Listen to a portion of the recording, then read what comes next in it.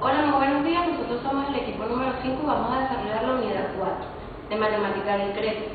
Los participantes de este grupo son Carlos Suárez, Carlos Estefan, Magda Noeli Quevedo y Lely Hernández. Hoy vamos a hablar sobre los circuitos secuenciales.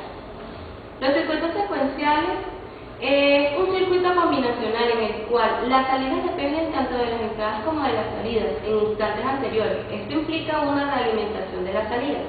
Aquí tenemos un ejemplo sobre un circuito normal. Tenemos tanto la entrada como la salida. Hay un circuito combinacional en el cual hay un circuito interno que tiene su propia salida.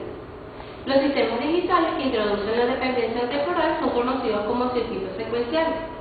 Un circuito secuencial se define como un circuito bivaluado en el cual las salidas en cualquier instante dependen de las entradas en dicho instante y de la historia pasada o secuencias de entrada. Sus características: 1. Posee uno o más caminos de realimentación, es decir, una o varias salidas que se vuelven a introducir como señales de entrada. Por tal razón, se garantiza la dependencia de la operación en la secuencia anterior. 2. Como es lógico, existe una dependencia explícita del tiempo. Esta dependencia se produce en los lazos de realimentación que son necesarias para distinguir entre las salidas y las entradas realimentadas. Esta distinción se traduce como un retraso de ambas señales. 3.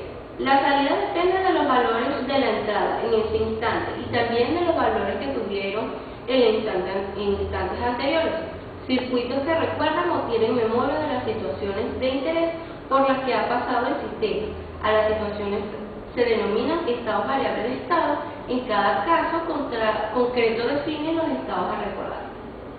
Operación del sistema secuencial. Operación secuencial del sistema dado es un estado y una entrada. El sistema produce una salida y el estado siguiente.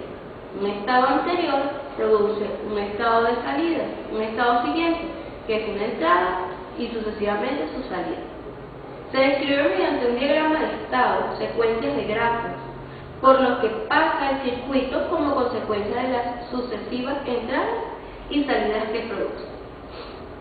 Un ejemplo: tenemos un bolígrafo y un ascensor entre dos pisos. La entrada, vamos a hacer primero lo que es el bolígrafo: pulsar o no pulsar. Su salida sería: sale la punta, entra la punta, no se mueve punta. El estado interno: punta adentro, punta afuera.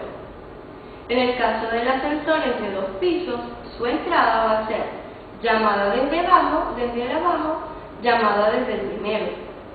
Su salida va a ser motor en marcha, sube o baja, o motor parado.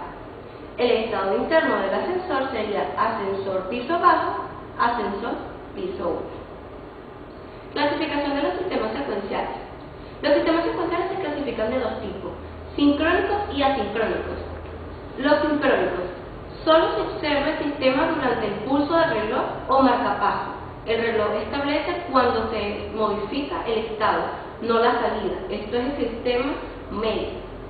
Un ejemplo: está su entrada, está su respectiva salida, está un circuito combinacional, está el estado presente y su próximo estado. ¿Qué pasa aquí? Entra el circuito de la memoria, pero tenemos que tener en cuenta que está el reloj, el tiempo que nos está hablando.